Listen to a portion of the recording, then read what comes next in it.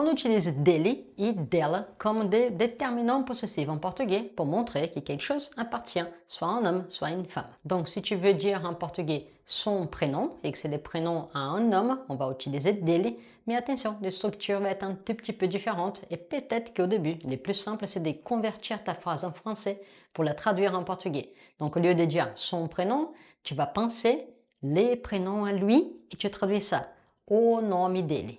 Au nome dele. Donc ça va être la chose, et puis si c'est un homme, dele, si c'est une femme, dela.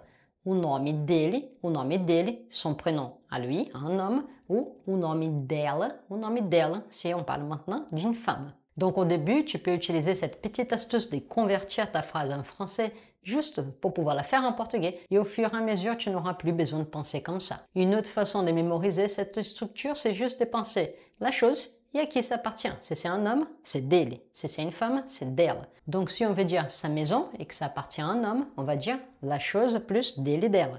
A casa dele. A casa dele. Si ça appartient à une femme, a casa dela. Si on veut dire son chien, même logique, o cachorro, si c'est un homme, o cachorro dele, si c'est une femme, o cachorro dela.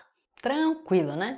C'est assez simple, mais bien sûr, il faut t'entraîner un tout petit peu pour que ça devienne automatique. Alors, cette petite vidéo t'a plu? Et si tu as envie d'une formation complète avec tous les matériels de support et de pratique, étape par étape, jette un œil au Cafezinho Brasileiro, notre cours complet de portugais brésilien.